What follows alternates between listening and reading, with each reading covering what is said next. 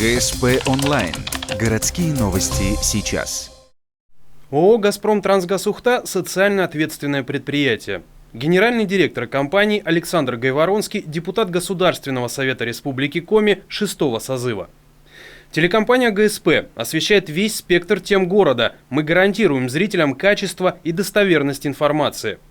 Однако, удивляет отношение начальника службы по связям с общественностью и СМИ Ольги Филипповой. 11 декабря 2015 года съемочная группа ГСП освещала ярмарку вакансий. В этот же день Ольга Филиппова потребовала отсмотреть часть материала до его выхода в эфир. Это прямое нарушение 3 статьи Федерального закона о СМИ «Недопустимость цензуры». Мы выкладываем полную запись телефонного разговора. Алло, здравствуйте, Алло. вы звонили мне? Здравствуйте, да, Олег Васильевич, это Ольга Филиппова, начальник службы связи с общественностью «Газпром Трансгаз Ухта». Делаете материал по мероприятию ОГТУ, да? Ну да, у нас съемочная была, видимо. Мы просто брали интервью сейчас там у нашего руководства, они попросили отсмотреть. То есть, чтобы не выкладывали, то есть, без согласования, чтобы не выкладывали. Ну, мы обдумаем ваше предложение. Просьбу, да? Просьбу. Угу. Нет, просто если вы против, чтобы я отсмотрела, то тогда не выкладывайте. Ну, давайте так, мы материал не согласуем, тем более это не платный материал, который мы делаем по вашему заказу. Прекрасно. Поэтому да, но он мог и не давать интервью, да? Он мог и не давать интервью.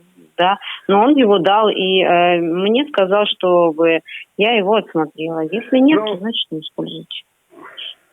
Ну, в общем, по поводу неиспользования, да, то есть мы руководствуемся законодательством, поскольку на момент съемки отказа от съемки не было получено, то сейчас мы, руководствуясь, опять же, буквой закона, да, то есть я могу вам пойти навстречу, если вы хотите, я могу переслать потом ссылку на сюжет, вы посмотрите, там, увидите, но править по вашим требованиям, поскольку это материал не платный.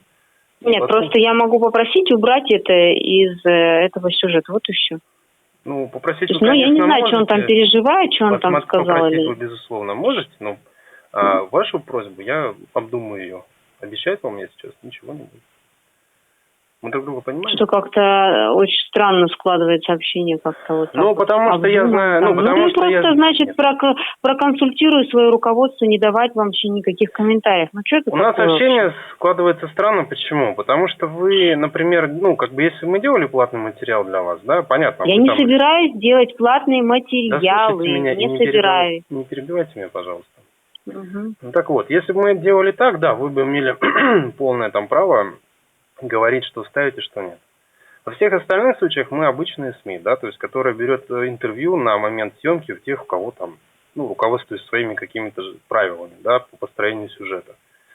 Ваши сотрудники, ваше руководство, вы сами все, да, имеют право отказаться на момент съемки, сказать не хочу, не буду, не дам.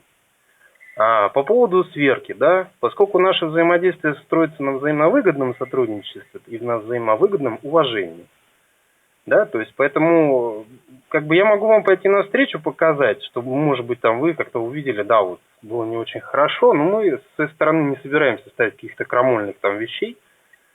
Нет, просто в обязательном порядке. Вы фактуально, там, фактологических ошибок никаких не будет. Если у нас будут фактологические ошибки, и вы в них увидите и сочтете, что они были фактологическими, вы вправе к нам обратиться, указав там причины, где эти были фактологические ошибки. Если это были наши фактологические ошибки, то есть журналист переврал, да, тогда, да, вы будете... Не так допонял там, да. Не допонял, переврал и так далее, да, то есть тогда понятно, что вы имеете право там попросить об опровержении. Если же ваш представитель зачем опровержение, если можно на момент до выхода это все поправить, если ваш представитель сказал это на интервью, и у нас есть запись того, что он сказал, это подтверждено этой записью, тогда, извольте. Смотрите, его слова можно поставить в любой контекст, правильно? И вырезать слова можно как угодно. Вот об этом и речь. Понимаете? Понимаю, безусловно. Вот только об этом речь. Поэтому при построении сюжетов мы, естественно, стараемся быть осторожны и не перевирать смысл слов тех людей, с которыми мы разговариваем. Моя просьба и просьба моего руководства именно об этом. Просьбу я вашу... Чтобы просто чтобы было все вставлено в контекст.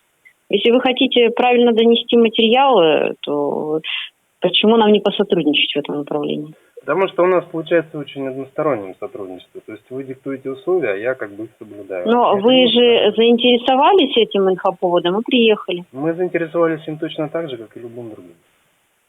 То есть это Как не любым было другим? приоритетным. Ну, я имею в виду, что вот это мероприятие с участием представителей «Газпрома», или там посвященное «Газпрому», да, не суть вопрос, как это назвать, оно нас заинтересовало, как заинтересует там иная другая тема. То есть это не было приоритетным для нас материалом. Вот о чем я. Ну и не ехали бы тогда, если не так вот как-то. да, Но вы же приехали.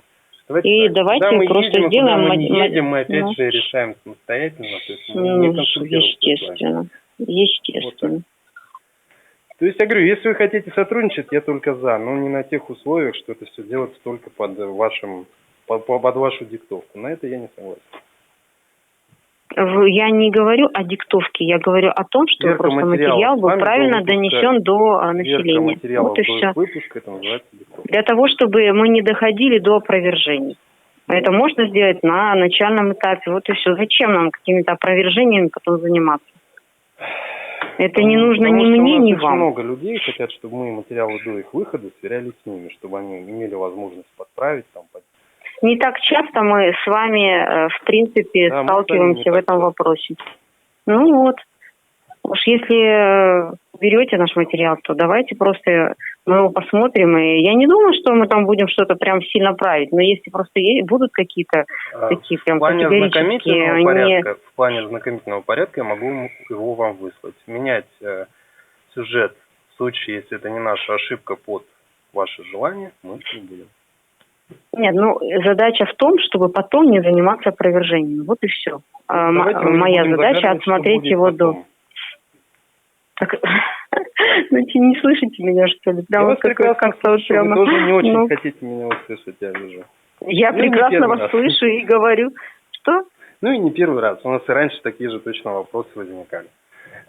Насколько я помню. И что-то я не помню, чтобы вы мне хоть раз что-то присылали на отсмотр. Ни разу. По той же самой разговор причине, у нас не первый раз. По той же самой причине, которую я вам сейчас озвучил. Значит, для ГСП комментарии руководства «Газпром Трансгаз-Ухта» даваться не будут. Больше, пожалуйста, не подходите к нашему руководству. Нет, это просто это просьба, и об этом будут оповещены все наши руководители. Всего вам доброго. Закон Российской Федерации о средствах массовой информации. Статья 3. Недопустимость цензуры. Цензура массовой информации, то есть требования от редакции средства массовой информации со стороны должностных лиц, государственных органов, организаций, учреждений или общественных объединений предварительно согласовывать сообщения и материалы, а равно наложение запрета на распространение сообщений и материалов и их отдельных частей не допускается.